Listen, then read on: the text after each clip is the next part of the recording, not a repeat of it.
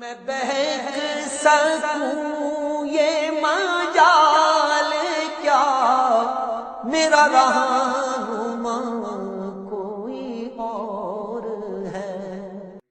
بسم اللہ الرحمن الرحیم، الحمدللہ وحدہ والصلاة والسلام علی من لا نبی بعدہ، اما بعد فاعوذ باللہ من الشیطان الرجیم، بسم اللہ الرحمن الرحیم۔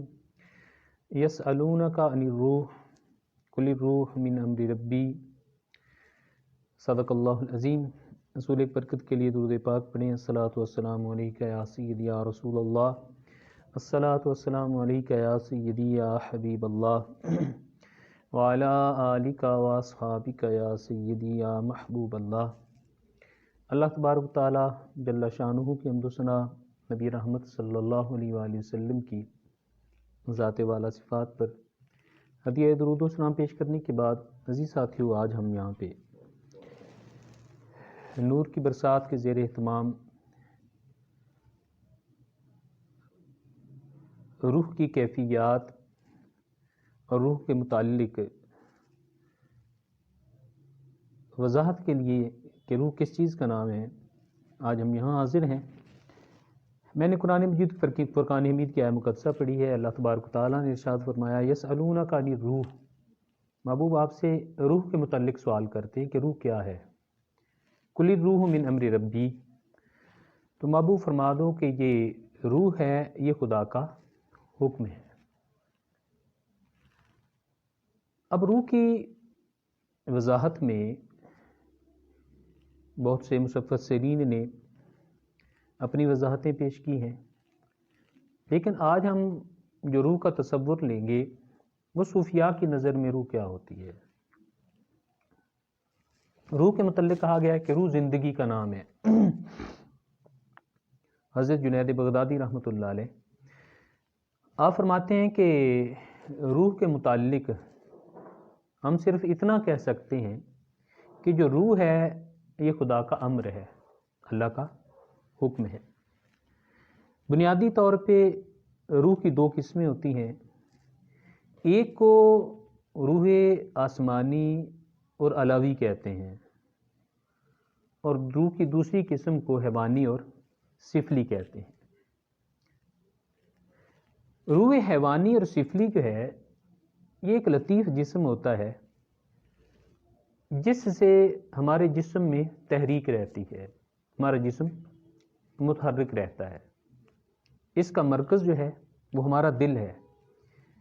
یہ دل سے اٹھتی ہے اور رگوں سے پھڑکتی ہوئی یہ گزرتی ہے،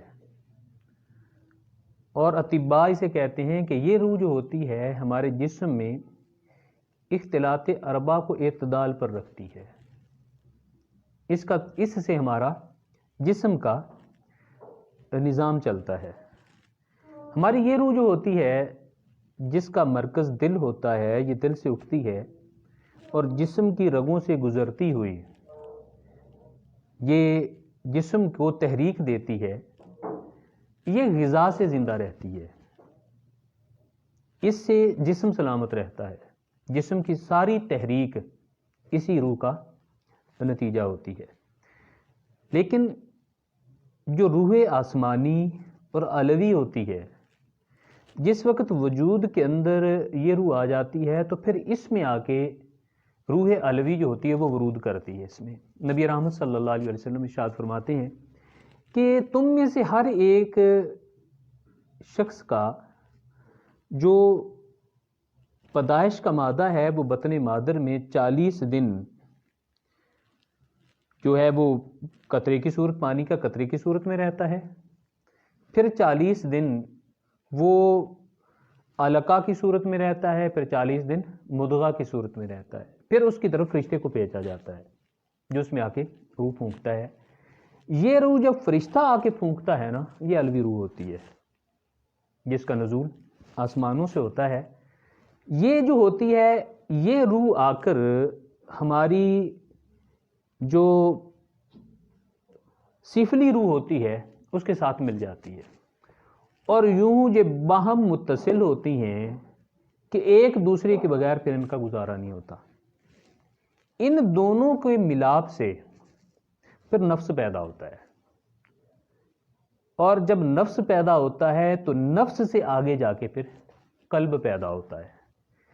ان دونوں روحوں کا باہم اتنا گہرا تعلق ہوتا ہے کہ اگر روح سفلی اور جسمانی یہ مر جائے تو روح علوی جو ہوتی ہے وہ اپنا کام چھوڑ دیتی ہے، جسم ڈیڈ ہو جاتا ہے، اور علوی روح جو ہوتی ہے وہ اپنا کام چھوڑ دیتی ہے۔ اور دوسری طرف اگر انسان کی یہ علوی روح جو ہے یہ قریب المرگ ہو جائے اور کمزور ہو جائے تو ہماری جو وجود کے اندر جسمانی روح ہوتی ہے وہ پاگل پن ظاہر کرنا شروع کر دیتی ہے۔ تو اس سے پتہ یہ چلتا ہے کہ ہمارا نفس جو ہوتا ہے یہ دو روحوں کا مرکب ہوتا ہے۔ ایک روح جو ہوتی ہے وہ علوی ہوتی ہے جس کا تعلق مالا اعلیٰ سے ہوتا ہے، عالم انوار سے آئی ہوتی ہے، اور ہماری دوسری روح جو ہوتی ہے اس کا تعلق زمین سے نکلنے والی نباتات سے ہوتا ہے، اور وہ نباتات کی صورت میں ہمارے جسم کو زندہ رکھتی ہے۔ ان دونوں کے ملاپ سے قلب پیدا ہوتا ہے۔ اب جو قلب ہوتا ہے ایک طرف یہ پورے جسم کو خون پہنچاتا ہے، آلودہ خون لیتا ہے اور صاف کر کے پورے جسم کو یہ مہیا کرتا ہے، لیکن اس کے ساتھ یہ جو قلب ہوتا ہے اس پر اچھائی اور برائی کی ساری کیفیات اسی قلب پہ وارد ہوتی ہیں۔ اب یہ قلب کا بنیادی طور پہ نفس سے پیدا ہوتا ہے۔ نفس دو چیزوں کا مرکب ہے، ایک روح علوی، ایک روح سفلی۔ اگر انسان ایسے اعمال کرتا ہے کہ جن اعمال سے انسان کی جو روحانی اور علوی روح ہے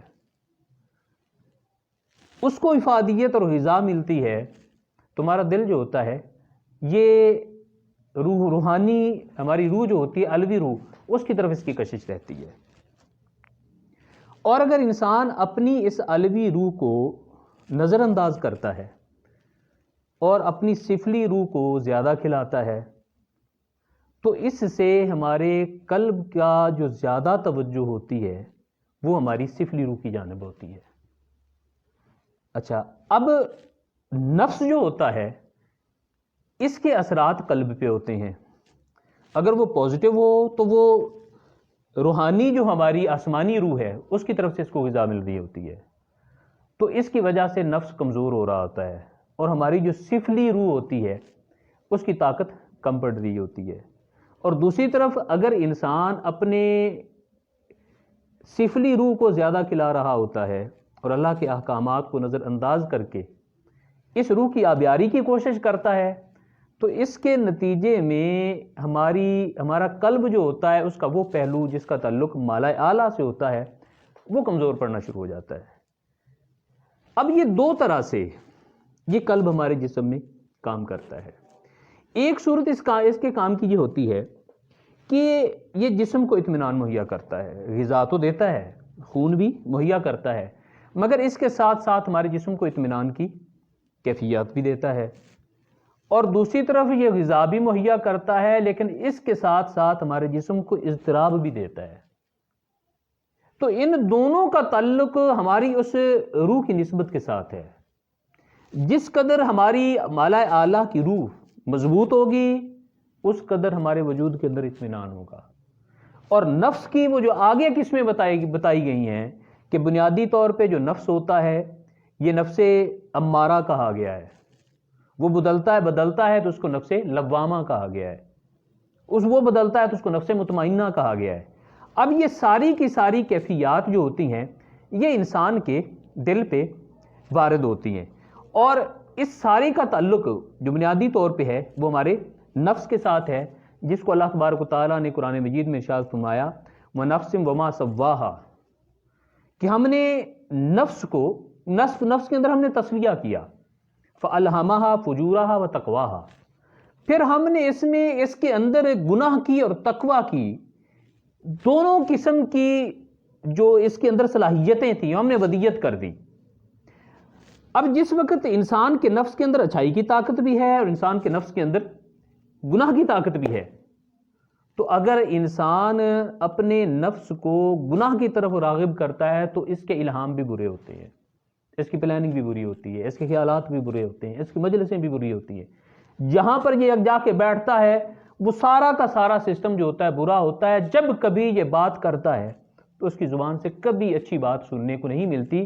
اس کی وجہ کیا ہوتی ہے کہ اس کا نفس جو ہوتا ہے وہ برائی میں بہت آگے بڑھ گیا ہے، اور دوسری طرف اگر اس کی روحانی وہ نسبت جو مالا اعلیٰ سے ہے اگر وہ مضبوط ہوتی ہے تو پھر اس پہ تقویٰ کا الہام ہوتا ہے، اس کے خیالات اچھے ہوتے ہیں، اس کی گفتگو اچھی ہوتی ہے، اس کی مجلسیں اچھی ہوتی ہیں، اس کے تعلقات اچھے ہوتے ہیں، لوگوں کے ساتھ لین دین اچھا ہوتا ہے۔ اور اس کے بعد اس کی کیفیت کیا ہوتی ہے کہ جب یہ کام کر کے فارغ ہوتا ہے تو اس کو ایک انر میں، اپنے باطن میں ایک روشنی محسوس ہوتی ہے اور اپنے آپ کو انسان ایزی فیل کرتا ہے۔ اب اس کیفیت کو نبی رحمت صلی اللہ علیہ وسلم آپ بیان فرماتے ہیں۔ نبی رحمت صلی اللہ علیہ وسلم کے صحابی حضرت حذیفہ بن یمان رضی اللہ تعالیٰ عنہ، آپ سے مروی ہے، آپ فرماتے ہیں کہ نبی رحمت صلی اللہ علیہ وسلم نے ارشاد فرمایا کہ انسان اچھائی کرے یا برائی کرے اس کے قلب پہ اس کے اثرات ہوتے ہیں، اور اس کے تحت نبی رحمت صلی اللہ علیہ وسلم ارشاد فرماتے ہیں کہ بنیادی طور پہ قلب کی 4 قسمیں بنتی ہیں۔ پہلے نمبر پہ ایسا دل ہوتا ہے جو صحرا کی طرح صاف ستھرا ہوتا ہے، بالکل لکودک صحرا ہوتا ہے، اور اس کے اندر جس طرح صحرا کے اندر ایک چراغ روشن ہوتا ہے تو اس کی روشنی چاروں طرف پھیل رہی ہوتی ہے۔